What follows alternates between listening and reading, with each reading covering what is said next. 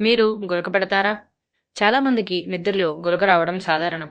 అయితే బిగ్గరగా గురక పెట్టే వారిని వైద్య నిపుణులు హెచ్చరిస్తున్నారు.